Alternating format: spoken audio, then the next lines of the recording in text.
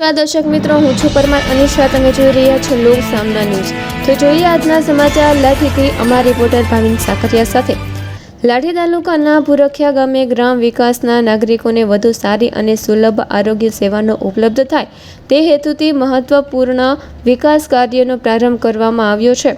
ગામ ખાતે અંદાજિત ₹45 લાખના ખર્ચે નિર્માણ પામનાર આયુર્વેદિક હોસ્પિટલનું ખાતમુહૂર્ત ધારાસભ્ય જનકભાઈ તળાવિયાના હસ્તે વિધિવત રીતે સંપન્ન થયું હતું.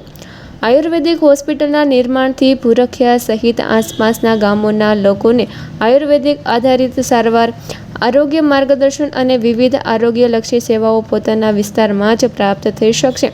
ગ્રામ્ય વિસ્તારમાં આરોગ્ય સુવિધાઓને વધુ મજબૂત બનાવવાના રાજ્ય સરકારના સંકલ્પને સાકાર કરવામાં આ હોસ્પિટલ મહત્વપૂર્ણ ભૂમિકા ભજવશે. આ પ્રસંગે ધારાસભ્ય જનકભાઈ તળાવિયાએ જણાવ્યું હતું કે રાજ્ય સરકાર ગામડાઓમાં આરોગ્ય, શિક્ષણ અને માળખાકીય સુવિધાઓના વિકાસ માટે સતત કાર્યરત છે.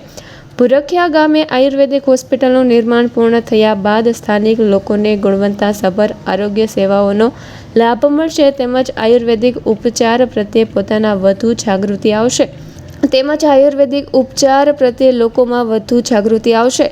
ખાતમુહૂર્ત કાર્યક્રમમાં ગામના આગેવાનો, સરપંચશ્રી, તાલુકા જિલ્લા પંચાયતના સભ્યો, ભાજપના હોદ્દેદારો, કાર્યકરો તેમજ મોટી સંખ્યામાં ગ્રામજનો ઉપસ્થિત રહ્યા હતા.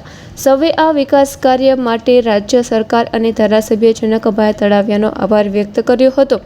ભુરખિયા ગામે આયુર્વેદિક હોસ્પિટલના નિર્માણથી સમગ્ર વિસ્તારના આરોગ્ય ક્ષેત્રમાં એક નવી દિશા પ્રાપ્ત થશે અને ગ્રામજનોને નજીકમાં જ આધુનિક સુવિધાઓ સાથે આયુર્વેદિક સારવાર ઉપલબ્ધ બનશે.